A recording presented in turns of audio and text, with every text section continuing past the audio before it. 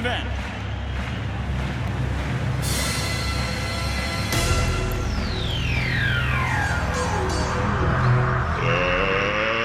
Let's get ready to rumble!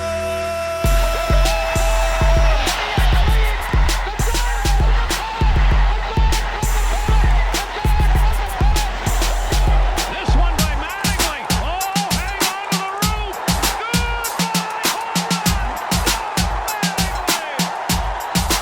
Montana looking, throwing in the end zone. 5 seconds left in the game. Do you believe in miracles? Yes! Little roller up along first. Behind the bag. It gets through Buckner. Here comes Knight and the Mets win it.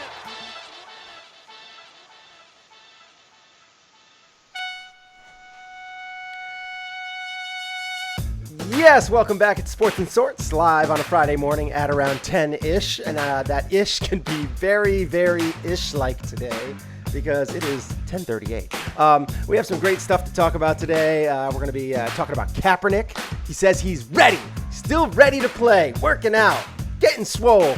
And then Jay-Z also says that Cap is old news and we should move on, kind of for different reasons. But we also will talk about the NFL pass interference stuff that's going on. It's kind of a debacle right now. It could be very serious issue going forward. If you happen to check out a tweet that the Bryman shared with me and the show, you can follow that show at Shane and Bryman. You can check that out. We also will be giving a little bit of a review. Bryman's going to be giving a review of Scary Stories, the movie that just released, or is it going to be released this weekend? It's I think it opened. It opened last week. It opened last week. Okay. Yeah. So he's going to give you a quick review on that. We also will talk about how the Yankees played football last night, lost big, but David Cohn came out of retirement. I mean, Mike Ford puts on a pitching display. Gets a K. Oh, that was glorious. That was about as eventful of the Yankees that you saw from the Yankees last night. And maybe we'll get into a couple other things real quick too. But mostly you can, if you post stuff during the show, in the comment section, I'll put it on the screen. Maybe we'll talk about it. That's you get something good. Let's go. Let's talk about it. If you would like to be notified when we go live, hit that subscribe button, click that notification bell, and you will be notified whenever we go live. And if you enjoy this, please click the thumbs up, and it also helps. You can find Sports and Sorts anywhere podcasts are played. No, not really. But you can find the old one, the last one that we did. I'm not going to be putting any more on there, but this will be kind of what the theme of August is. We're going to be taking a little bit of a break next week, but I see your cat walking around in the background. That's fantastic. Part of the ambiance of this show. There's going to be cats everywhere. No more podcast side. And the website, www.sportsandsorts.libsyn.com, is going to be gone as of September 1st. That's going to be ending soon. You can listen to the last show. If you can deal with the audio issues that we had, everything should be fixed now, for real. I went through and changed everything back. When you update software and stuff, sometimes things get crazy. So I finally think I fixed it. Hopefully I fixed it. Hopefully the audio sounds good and it doesn't sound like I'm screaming into the mic. But anyway, I'm one of your hosts. My name is Shane. I'm the Bryman. And if you comment, again, during the show, we will put it up on the screen. Got a great show. Let's go. You are listening to Sports and Sorts with Shane and the Bryman. All right. Hey, guys. This is the last Monday or Friday I'll be able to watch live until next summer break. What about winter break and stuff? Come on, man. There's plenty of vacation time. Let's go, Damien.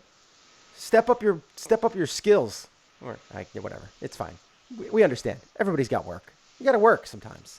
The Bryman works. He works hard. Puts in those 14-hour days. Big time.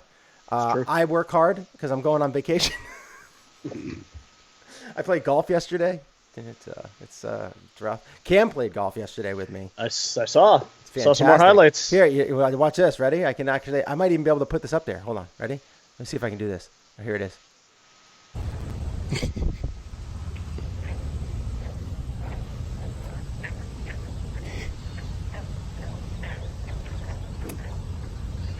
Mm-hmm. Yep. Yep. And he's lefty, which I love.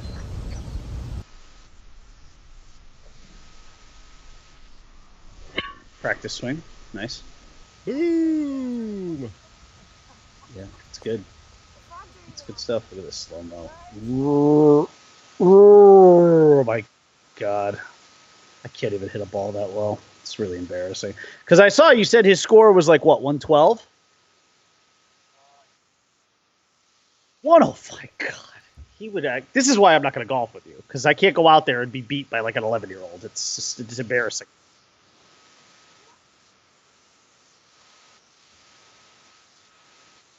I'm like a 120 golfer, if not worse. That's really nice of you. I guarantee you he'd beat me. Guaranteed. You don't have to worry about that. It's more. It's just not like, about a beating. It's more about having fun. Damien says you're on mute, basically. He can't hear you anymore. Shane, I can't hear you anymore. I hear you just fine. Can you hear me now? Well, technical difficulties. It's Friday. There you are. He can hear you again. Oh, okay, you're back. Yeah, because I was when the video comes up, you can't hear. Oh me. yeah, you can't hear what the video. You can't hear me, but I could the talk. video, the audio of the video was there. Yeah. So you can't hear me because of the audio of the video, but you should have been able to hear Brian. I don't know. Maybe not. All right, so that was pretty much that. I think it was a video blocking your mic from getting to the. Yes, video killed the radio star. Yeah. Well, thanks. I'll pass that on to Cam and let him know that he already has a better swing than both of you. That's good to hear. Good to see. Shane can't hear you anymore. There you are. I can hear you again. I think it was a video block. Yeah. Thank you for letting us know, because there's lots of buttons that you have to click, and I don't know them all yet. And this software is very in depth. And What does this do? what? Oh. I was on mute. That's what that button does. Yeah, that was the earmuffs. All right, so let's get into it. Let's stop BSing. Yeah. I was trying to not say it, and then I didn't, because you didn't say it either, because, that was good. You kind of used the PC term there.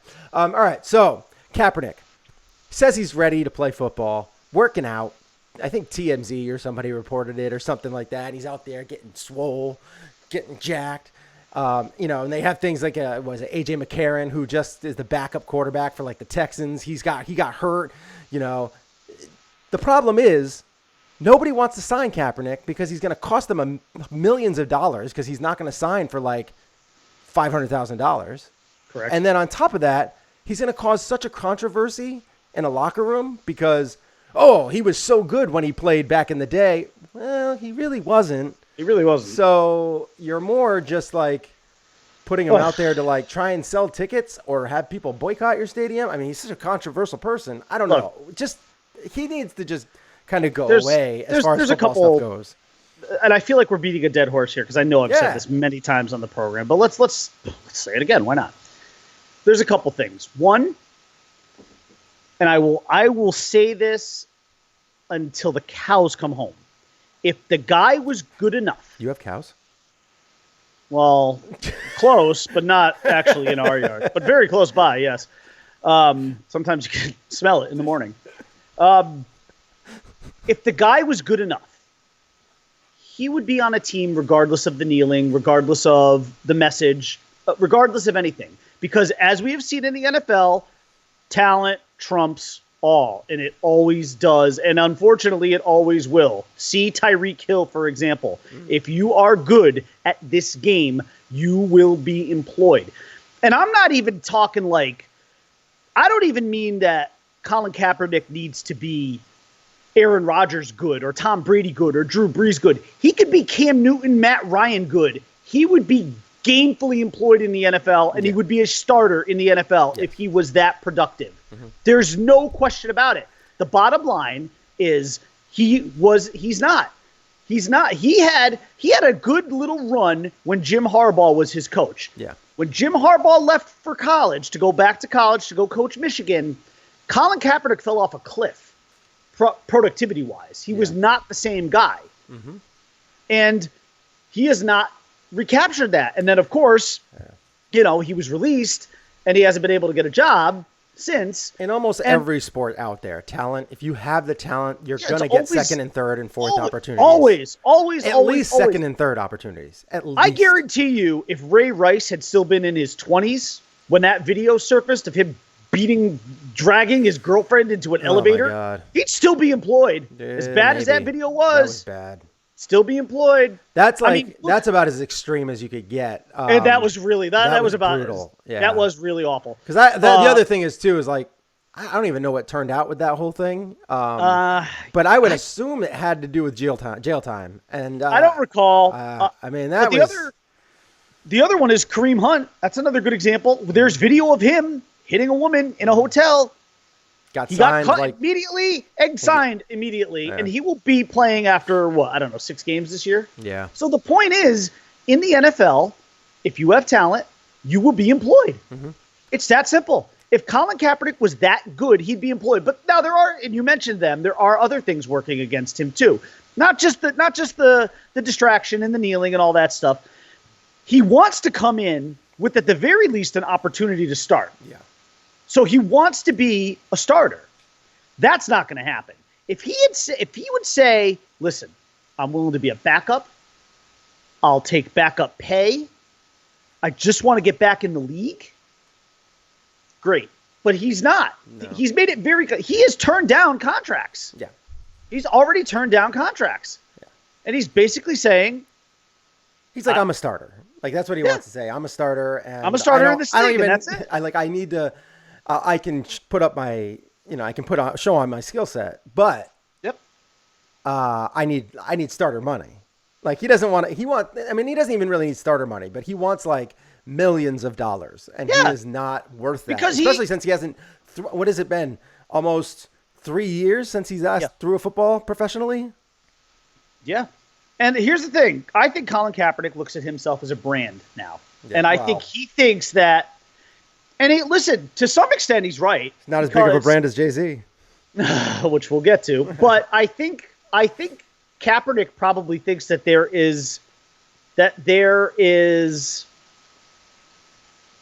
are other things he could bring to the table financially for a team.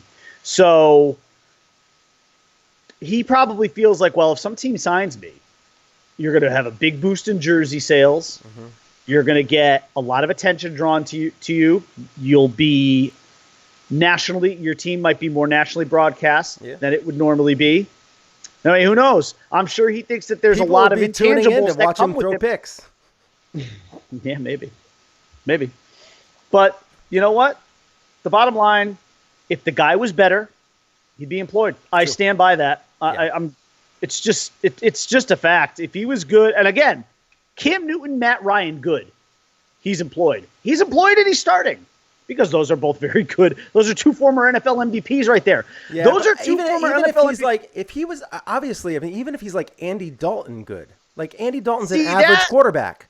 He's an average, but you could easily get a job. Like if you were Andy Dalton and he got let go, do you think Andy Dalton would have like a hard time getting a job somewhere else? Of course not. And he's like Tannehill. Like at worst case, he'd be a backup who would actually compete for a starting job like Tannehill's doing in Tennessee. Right. There are some people right now after Ryan Tannehill's first preseason start who think, do we have a quarterback controversy here? Maybe we need to sit Marcus Mariota and play Ryan Tannehill. Well, Marcus Mariota has not played well over the course of his career. No, he has not. He has been Marcus Mariota has been as much of a disappointment to Titan fans as Ryan Tannehill was to Dolphin fans. So careful what you wish for, Titan fans. You may just get it. Yeah. Okay? But let me just say that.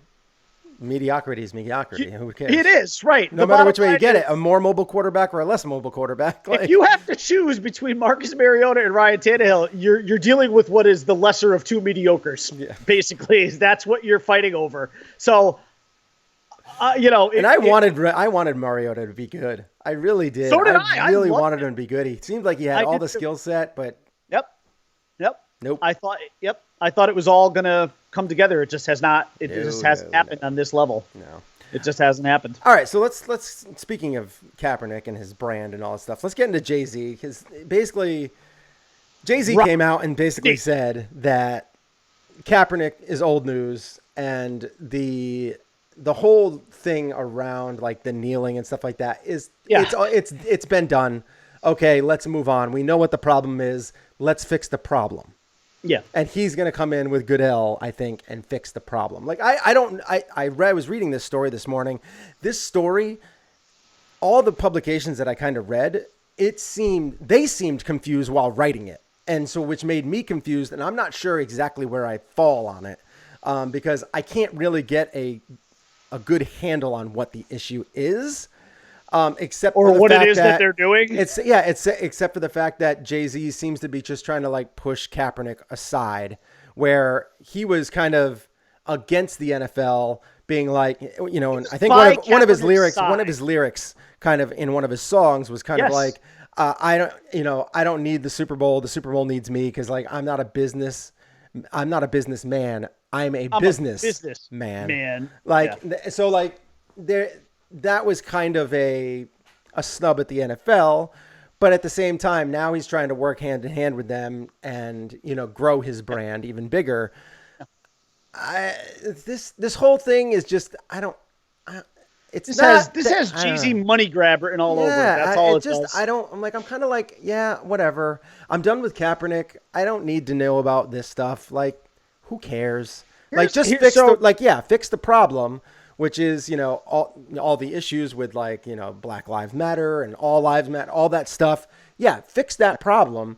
I don't know how Jay-Z and Goodell are going to do it, but yeah. First of all, those are very strange bedfellows, by the way, Jay-Z and Roger Goodell. But so the crux of this is that Jay-Z has formed a partnership with the NFL, specifically with Roger Goodell. It's sort of a two-pronged partnership. Part one, Jay-Z will be heavily involved in determining the Super Bowl halftime show acts. So there's the business aspect of it there. And then the other part of it is the two of them partnering together to take this social injustice thing to the next level, to evolve this from, as you said, from the kneeling to something else, to where are we going? Where do we take this social injustice message and bring it to the next step? How do we take awareness of police brutality and now take that awareness into an action phase? That is the idea, I think, behind this partnership. The problem that I have here is there's just I just see nothing but a great deal of hypocrisy from Jay-Z. Mm-hmm. Jay-Z was by Colin Kaepernick's side when this all started a few years ago. When Kaepernick started kneeling, and he wore the jersey. He wore the jersey on Saturday Night Live, which wow. She really didn't want to hear about Kaepernick. Guess not. The cats in this house are losing it today. Some Friday shenanigans. Anyways, he wears the jersey on SNL. I'm so glad I got that on camera. Making his, he's he's out there with his message, right? Fast forward a few years later, Colin Kaepernick is clearly not going to be getting back in the league anytime soon. The whole kneeling thing is starting to run its course. And next thing you know, Jay-Z is now in bed with Roger Goodell, who, for all intents and purposes, is kind of the face of the league that is blackballing Colin Kaepernick. Mm-hmm. That is keeping him out of the NFL. And again, we've covered it. If Kaepernick was good enough, he'd be playing because he'd be worth the distraction. Because if he could win games, throw touchdowns, put up points, help teams win football games, he would be playing. Mm-hmm. No question about it. That being said, you've got Jay-Z in bed with the enemy now. He's not that good, yeah. And he's, and Kaepernick's not that good. Jay-Z is very powerful. And Jay-Z, right. Jay-Z is scary powerful. Yeah. Like I don't know what's going on with that cat, man. She is juiced up on something. We have no cat. I missed that one. I don't know how that. She's like climbing up all over the place. She's playing with herself, basically, because all the other cats are old and they don't want anything to do with her, poor thing. How is Duchess, by the way? She's alive and well. She is. The rally has continued. That's good. Yeah, so just to give everybody a quick... We had a cat, 17-year-old cat, beautiful Maine Coon, beautiful cat.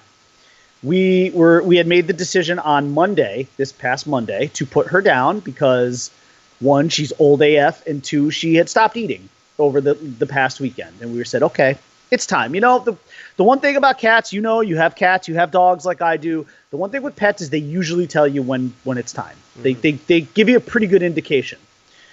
So Monday morning, my wife makes the call to the vet to make the appointment at 1:00 in the afternoon. And again, the cat had not eaten all weekend, and she was really weak, and she had been kind of wobbling around. And we're like, okay, this is bad. We got to put her down. She comes up the stairs Monday from the basement. And we're like, oh, hey, Duchess, how you doing? And, I just said, well, let me just stick her in front of a bowl of food. Let's see what happens. Maybe she'll eat. Put her on the table and put a bowl of food in front of her. At first, she didn't even, look at it. She kind of circled it and was like, nah, I'm not interested. And then all of a sudden, boom, she just attacked that bowl of food like it was the last bowl of food that was ever going to be given on Earth to anyone. She thought it was her last meal. Ever.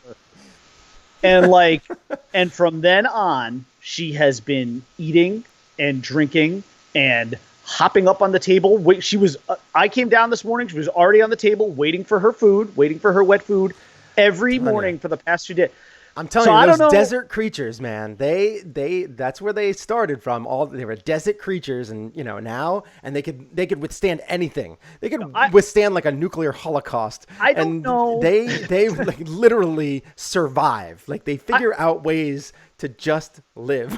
You know what it was? So Melissa brought up the cat carrier, which I had jokingly referred to as the casket, the coffin, the tomb, the sarcophagus, all that stuff. Yeah. Basically, that was going to be her death.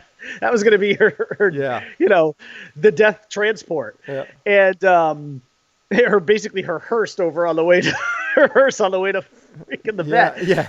And I swear to God, I think from the second she saw that, she was like, nope, not yet. I ain't ready yet. So then she's eating that morning. And I look at Melissa and I'm like, Brian was sending me stuff like Duchess is hulking up and she was. She did. She hulked up. And I looked at Melissa and I'm like, we can't do this right now. I actually don't feel right. Every other time we've had to put a cat down, every other time, or a dog, we've known it was the time. Yeah. Yep, we got to do it. It has to be done.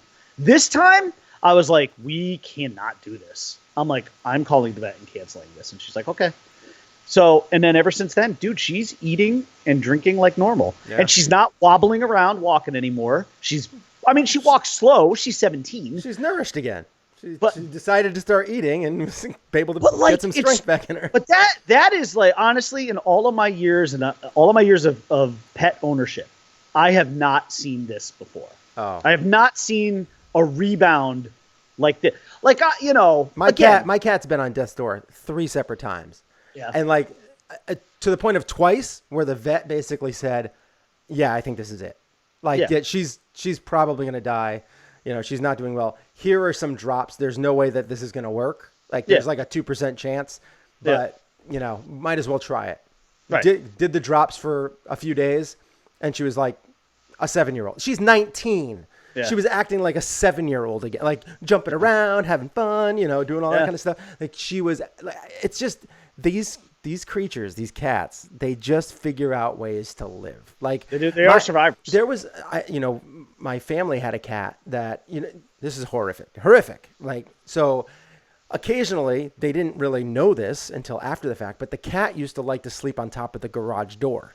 Oh, if you open it up, came down, the garage door basically sandwiched the cat, right? But nobody knew. They left and came back. So it had been hours. The cat was sandwiched, broken back, all this kind of stuff. They figured it out. They brought it to the vet. They had it operated on, fixed it, everything like that. A year later, cat was 100%.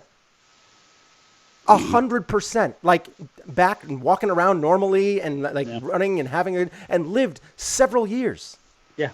And it was an outdoor cat. They're resilient bastards. They really are. My gosh. They just and the vet told me multiple times, if your dog had any of these ailments, even slight, 10% of what these ailments are, we would have to put him down. because Yeah. the dog would be in too much pain. Like it just the cats for some reason they're desert creatures and they just The 9 lives thing real.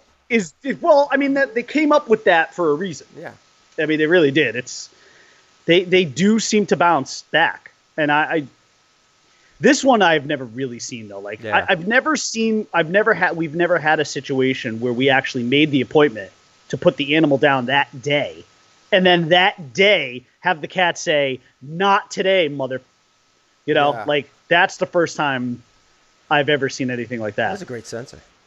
It was. I actually went up to she was sitting on the couch down here yesterday, and I went up to her and I said, I actually just, because I talk to the cats, even when no one's around, and I was just like, you know what, you're my favorite now.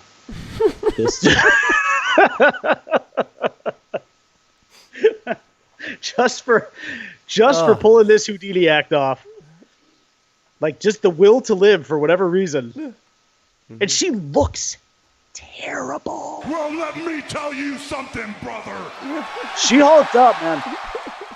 But this cat right now, like I would not even show her to you. She looks like Church from Pet Sematary right now. She looks mangled and gross, and like there's like if we brought her in to the vet, they'd be like, "Do you guys ever groom this cat?" But like when they get old, and it just it's hard because they get like if you try to brush them or anything, they get pissed. Yeah. And they attack. Oh yeah. I mean, my wife goes out once a week with a thing and tries to, and the cat just like, yeah. And then like, yeah, exactly. And I also think she's going partially blind too, because I was like walking by her this morning and she just went, and I'm like, Jesus, it's just me. And then I like started petting her and she's like, oh, it's you.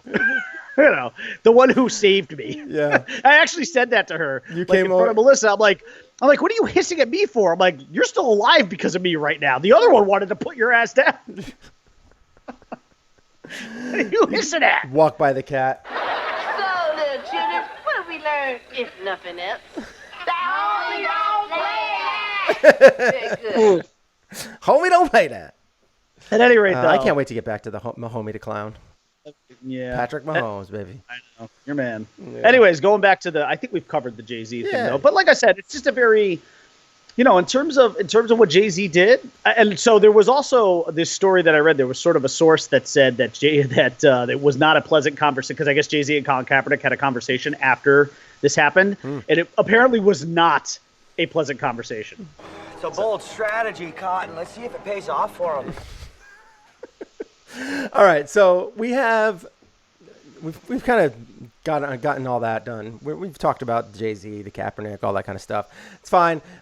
There's also another thing that's out there real quick. There's a thing going out there about the boycott CVS because of like some kind of thing that they're doing with birth control pills and stuff, and there's I can't remember what the place is called. Like there's, and they've also, this is kind of amplified by the fact that CVS is a big contributor to the Trump campaign for 2020. But this whole boycott CVS with the birth control stuff is more, it's not what it seems to be. It's more like for like sports fans that are out there, like when like Yes goes to the, Direct TV and is like, we are not going to put our programming on your station anymore because we want to renegotiate our contract, yada, yada, yada. That is what this is. The pill place is trying to renegotiate their contract with CVS because CVS isn't just CVS, it's also Caremark, which is a actual healthcare brand, where they have health insurance. So they are trying to renegotiate their reimbursement rates. That's what's really going down there. So if it's about that, it's more the pill place is trying to kind of play the social media people. They're trying to play them as pawns a little bit here by trying to say boycott CVS and all that kind of stuff, because it's not really what it seems to be. It's not like CVS is saying we are not going to cover these anymore. We are covering these. Right. They just want a better reimbursement rate, and that's what we're negotiating right now. That's what happens in all facets of life, in sports, on TV, with those, all that kind of stuff. It happens all the time. It's gross and it's kind of dirty the way that they have to do it, but it happens all the time. Anyway, let's get into Why don't you do your quick review movie of Scary Stories real quick? Just get into that real quick. We'll get into that because I think that you have to. Where do you think you're going? I'm gonna sort it out. Gotta sort it out. So sort it out, man. Yeah, Scary Stories to Tell in the Dark. So this came out last Friday. I was actually very excited about this movie because I'm gonna take a nap. It reminded me of sort of like throwbacks of like movies from the 80s.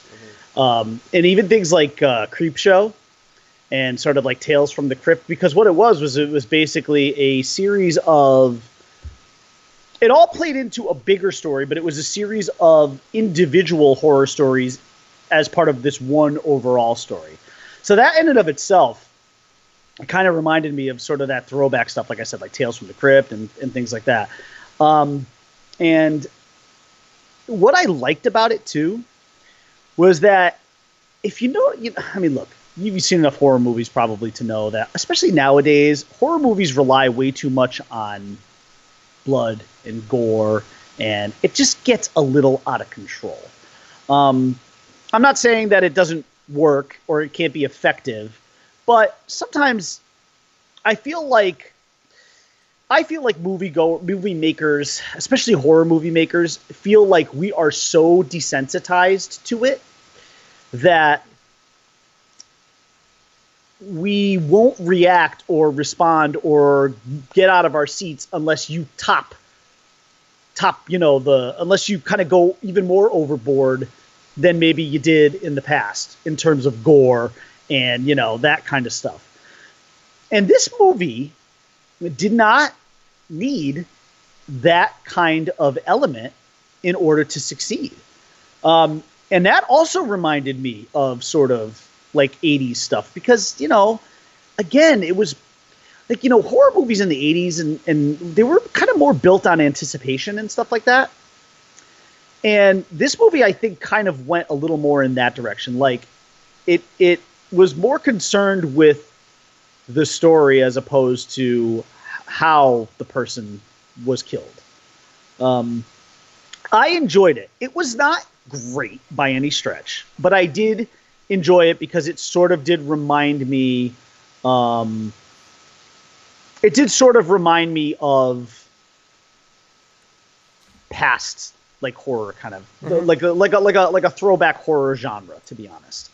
And I did enjoy it. Actually, I think this movie right now is sitting at 81% on Rotten Tomatoes for reviewers, and I think it's at 71 for audience. I'm with the audience more on this one because I was going to give this a 7 out of 10. But it was fun. It was a little slow in the beginning. It took a little bit more time, but I think I understood it because they kind of had to set everything up properly. But it took a little more time to start to get into the individual stories, but they had to set it up, the right way. So, I think it was a really solid movie. I would have preferred to have seen it closer to Halloween, especially actually because the umbrella story, if you want to call it that. I mean, the whole real story takes place around Halloween. It actually starts on like Halloween night. So I think they rushed it in terms of it coming out. Because I know once the summer starts to wind down, that's when you start to get into the horror movies, right? It Chapter 2 is coming out pretty soon. You excited for that? You had this movie come out. Oh, without a doubt. I can't wait for that. But I don't know. Like, I feel like they need to, especially with a movie like this, again, that was centered around Halloween time. Why not just release it in mid-October? I actually feel like people are more in the mood to see movies like that time of year. I know I am. I mean, when they released Halloween last year, the most recent Michael Myers one, I mean, that movie was packed. Yeah. It was awesome. Well, it's the best time. That's the best time to release those movies, yeah. 100%. Yeah. I mean, you can't release them all around that time because obviously there's scheduling conflicts and all that kind of stuff with, different movie theater. different, distributors and all that kind of stuff. Like, it's just tough. Like, all that stuff it's a game. It's a chess game. And they maybe thought, that it might have been overshadowed with all those other movies coming out. So maybe that's why Yeah. they released it in the summer. But you know what? Check it out. Check it out. It's a solid movie. I enjoyed it. It's not anything I'd probably see again, to be honest. But you know what? It kind of did what I wanted it to do for the most part. Excellent. But it wasn't really like, it wasn't scary by any stretch. Actually, there were parts of it that were funny. I remember like the person I went with, like she and I were kind of like talking back and forth while we were watching it, and we were sort of like making jokes that like I didn't think people could hear, but they did because they were laughing at us. And I was like, oh, maybe I'm talking too loud here, but you know, not a bad movie. 7 out of 10. Give it a try. Cool. It was good. It had a throwback element to it. All right. Let's get into The state of the Yankees. All right, so we got not much to talk about here. Stanton coming back in September, likely. He's starting to he's starting to ramp up his activities. Betances and Severino played catch in the outfield a couple days ago. That's cool. Yeah. Great. They swept the Orioles after going 2-2 against the Blue Jays. The Blue Jays, man, that's going to be a dangerous team getting older. And then they play Cleveland, and get absolutely destroyed. Lose 19-5 yesterday. That was a brutal game. So let's see. We had and then they have 3 more games against the Indians over the course of the weekend. So that would have been what? They kicked. What did they kick? Did they kick 4 field goals and scored a touchdown? Something like that. Yeah. And then the Yankees got a field goal and a safety. And a safety. Yeah. Cool. It was not a good game. No, it's not what you want. It's not what you want. Especially coming off of kicking the crap out of the Orioles for 4 games, and then you lay a total. It's different. The Orioles are not the same as the Indians. And I gotta tell you, the Orioles, because I watch pretty much most of the games of that series. I swear to God, I don't even know if that's a Double-A team. Yeah, they essentially have 1 or 2 guys who can hit. I would say one is obviously Trey Mancini. Mm-hmm. And you know what? Hanser Alberto's a nice little player. But that's pretty much it. It's brutal. The Yankees are running out their C lineup, with the, you've got the let's just call it, I like to call it the Mike Tauchman lineup. The Yankees are running out the Mike Tauchman lineup, okay? And they're still like pounding the crap out of the Orioles. So I don't know. I mean, if you're the Orioles, man. Yeah, it's brutal. There's a lot of work. You have the Orioles who are bad, the Blue Jays who aren't that great, but the Blue Jays have some they are going in 2 years, if they can sprinkle in some pitching, they are going to be scary. Yeah. Scary. Like, super scary. That team has, obviously with Biggio and Bichette, and then you have Guerrero. Those 3 right there in your infield is scary. It's scary. And they're all going to be super talented. Like, Biggio is probably the one that's not looking like the best offensive I would say Bichette and Guerrero. Yeah. But, I mean, Biggio, he's still young. He could easily come into his own and be like his father almost and just batting 300 every year and, hitting 190, getting in 190 hits. I mean, it's going to be tough for these guys to do 200-plus hits anymore because they just don't play as much. Everybody takes rests now.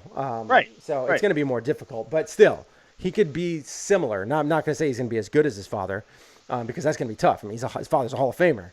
But he could be close. And even if he's 80% of his father, that's a pretty darn good player to have at second base for a long period of time. So that team is going to be crazy to follow over the course of the next 5 to 7 years. So we'll see what happens with them. But yeah, they're playing the Indians. The Indians are a good team. Obviously, they can put up runs in abundance. But have you seen what happened with the person that they traded recently? See what Bauer gave up, like 9 runs in like 4 innings with the Reds. Oh, yeah, it was brutal. Yeah. I loved it. I was like, ha, ha, ha. Well, Bauer does. He's one of those guys who can have ace-like stuff, but if he implodes, it's a rough. You got not only that, but he seems like he's a bit of a head case too. So like, if he's not happy being in Cincinnati, he could ease. I could see him almost just throwing it in. Like, I don't care. I don't care. I don't want to be here. I want to get out of here. And he said he's willing to do 1-year contracts from here on out, just to be able to continue to be on contenders. And so he said he's willing to do that. I have no problem with it. With the injury risk and all that stuff, I have no problem. I do 1-year contracts, so this way I can be thrown into the mix for contenders every year. And so he might not be happy in Cincinnati. I mean, Sonny Gray, on the other hand, my man, Sonny Gray, he has been awesome in Cincinnati this year. I don't know if you've looked at his stats. Oh, I've seen it. Yeah, I know. But he has been very solid. Solid. It's not surprising. By the way, that is so not surprising. He's got great stuff. Yes, and even with the Yankees, he had like 2 bad outings, which blew up his ERA. Just remember, and then Cashman and everybody didn't know what the heck to do with him anymore. Instead of just keep throwing him out there. The problem, but again, if you looked at his Yankee career, short as it was, the home road splits told the story. Yeah. On the road, he was great. Yeah. In Yankee Stadium, he got killed. And it wasn't even that bad. It was like 2 bad outings that really destroyed him, where he went like 2/3 of an inning, but gave up like 8 runs. Like, that's going to blow up your ERA for the year, most likely. Man, it's going to be tough to get that to come down. You have to have a lot of shutouts. You're going to have to throw to be able to kind of make that work. And that's not his game. He's not a 9-inning guy. He's a 5 to 7 inning guy because he throws a lot of pitches. So, and he's been doing very well in Cincinnati. So I'm very happy about that because, I have him on one of my fantasy lineups. So that's good. Yeah. Got that going for me. Yeah. Anyway, I don't think we had anything else to talk about with the Yankees. I mean, like I said, Stanton's on his way back. I don't think anybody really cares that much. His defense has come up, and he's been playing better in the minors as far as defense-wise goes, but he's been hitting kind of poorly in the minors. So that's the reason why he hasn't come up. And he's said, I want to come up, and I want to be a real contributor on defense as well as, offensively. And the problem is that now he's focusing so much on defense, his bat is kind of slipping. So you got to really find the balance there, Clint, because people, they want you to be a solid defender. They don't want you to be the best. Right. They want you to be an all-star bat.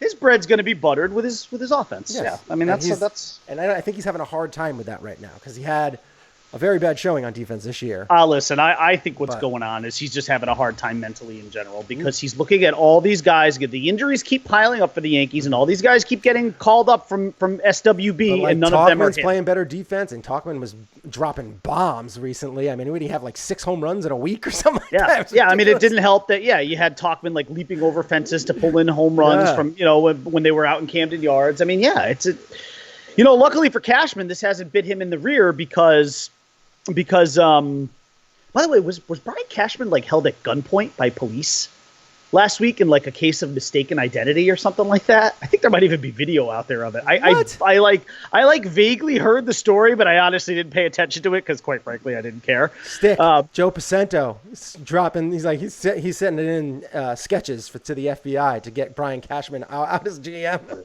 That is a distinct possibility. We do know that I wouldn't fire Cashman. I would not put something like that past Joe Pacento. He does not like Brian Cashman. I don't either. I'm on board with him actually about the Cashman thing because I'll listen. The one thing I'm going to say about Cashman is, look, the guy had one job this year, which was to secure starting pitching, and he did not accomplish that. Nope. And that's what's going to prevent this team from winning a World Series. It's tough too because I don't know. It seems like people. You're going to go into Houston. It's this coming season. It's going to be all like they have to get free agents from now on because it seems like teams just don't want to. They don't want to trade with the Yankees. They better anymore. give, as my brother said, they better give a blank check to Garrett Cole.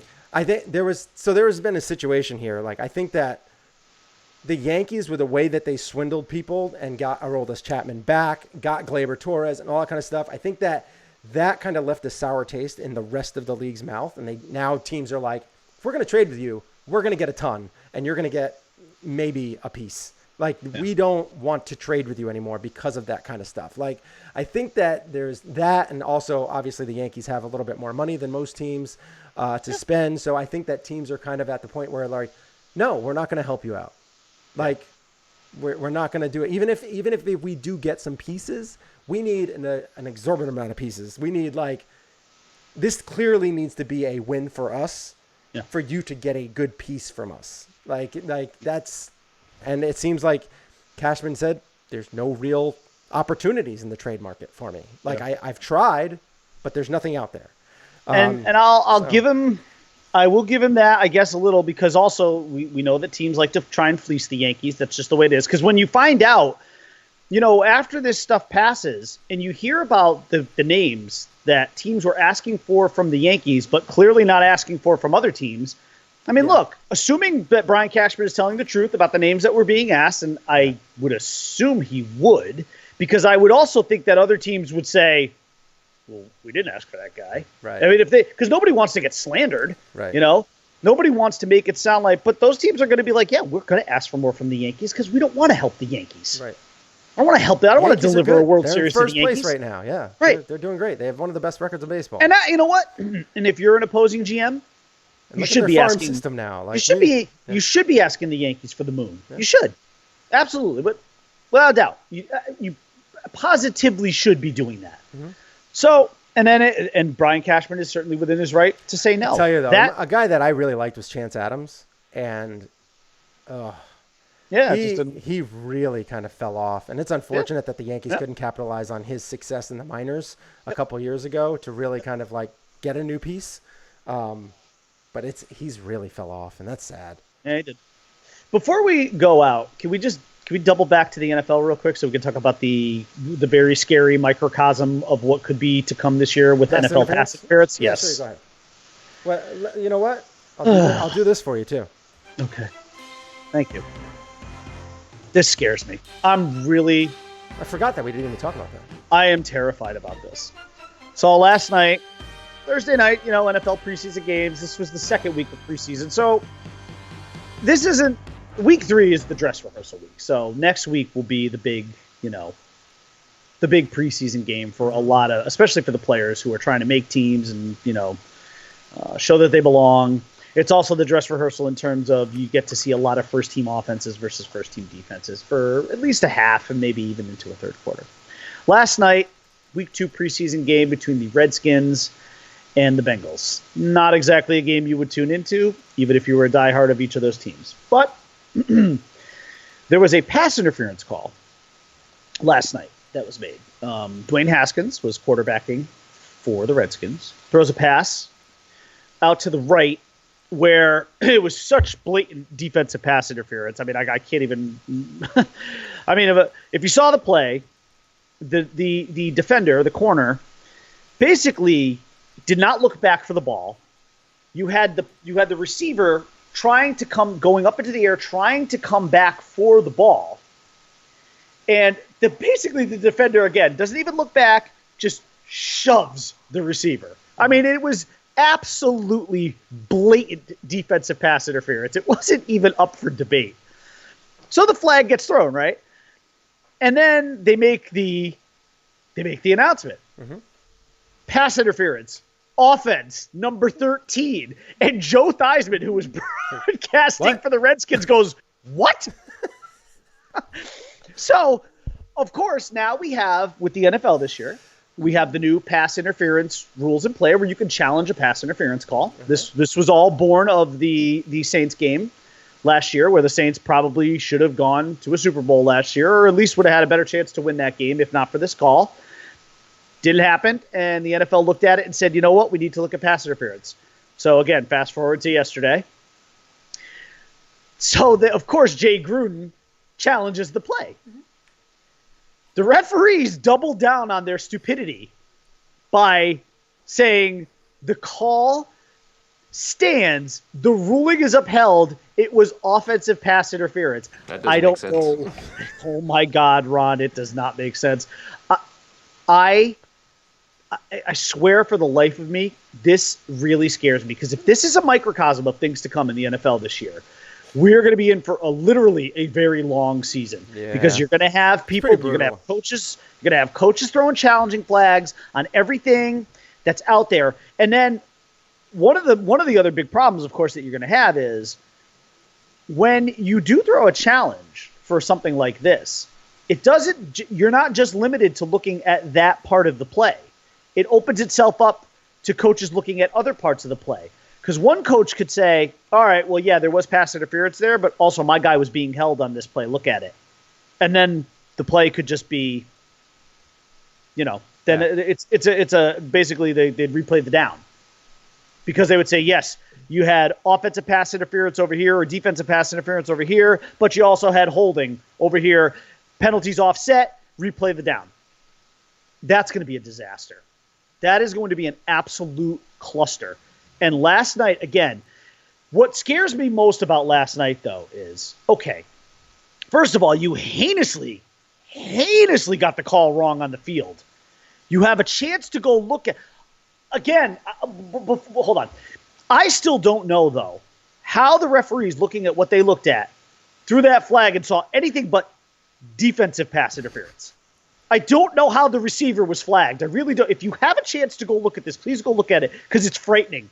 It's frightening that they even got that call wrong to begin with. So again, then they go back, they look at it again, and they're like, no, we were right. That was offensive pass interference. Where? What? Where was it? What? Joe Theismann's reaction was perfect. I mean, next to the Al Michaels, do you believe in...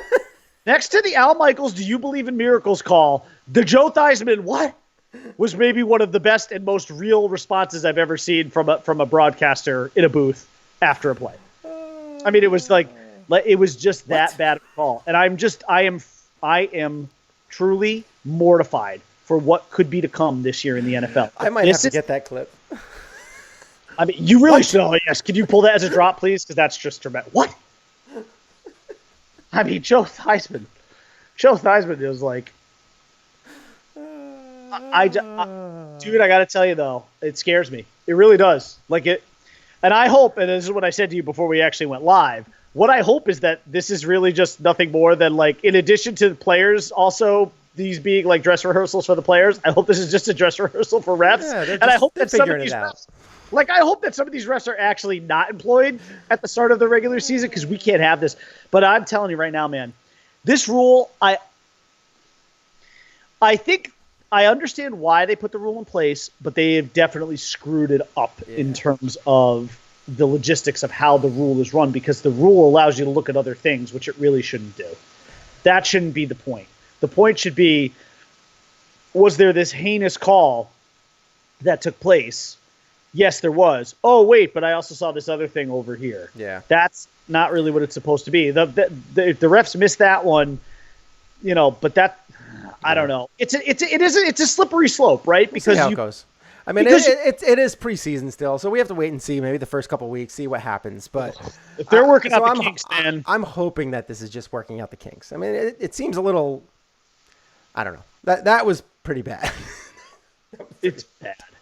So we'll see how it goes, but we'll see how. We'll just have to. We'll keep an eye on it, and we'll touch on it throughout the season.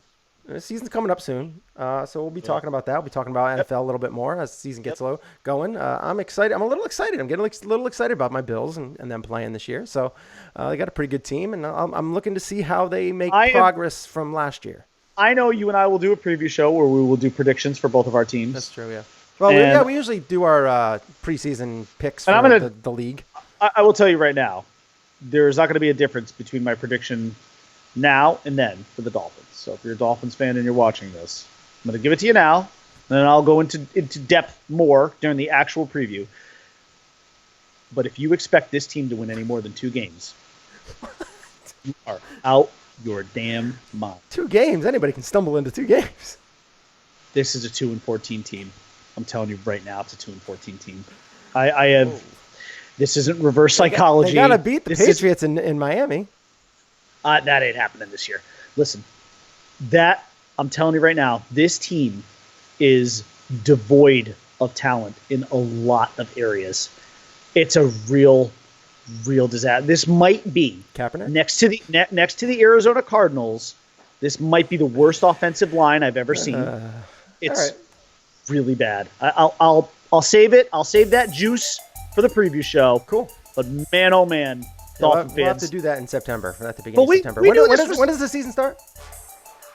Like Yeah, mid-September? no, it's like the second week of September. Okay.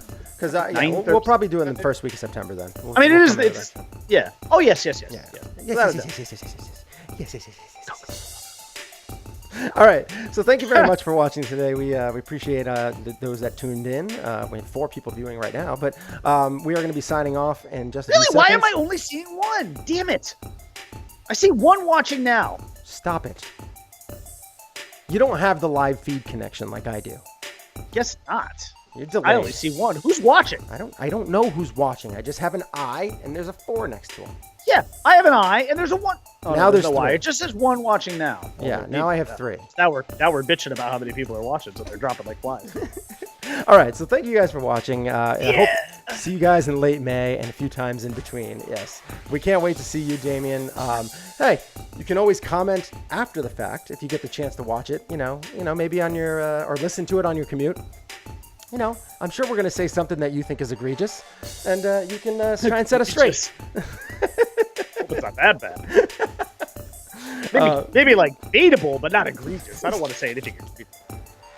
All right, so it's me 4 times. I'm a multiple man. Well, to all 3 or 4 of you, we've come to the end of our program, and to quote the great Tony Stark, part of the journey of the end. So we will we'll see you. We'll see you on Monday. Yeah, you can find me on Twitter at @HornersFinkel. _Bry_man. And of course, sports. You can find the Sports and Search Show at Shane and Bryman on Twitter or Facebook.com/Shane and the Bryman. Thanks for watching. We'll see you again next. 2 weeks. Because we're not going to be here next week. I'm on vacation. That's right. And I'm on vacation next week too, actually. So next week you're on vacation? yeah, starting this week? coming Monday. Yeah. Nice. So we're both on vacation. Excellent. Correct. Enjoy your time. Maybe we can get some golf together. Or are you not here? I'm going to New Hampshire. Yeah. Okay, then that's not going to happen. All right. Stay classy, play the glove. All right. I'll talk to you later. Peace. Pumpkin coffee available at Dunkin' Donuts.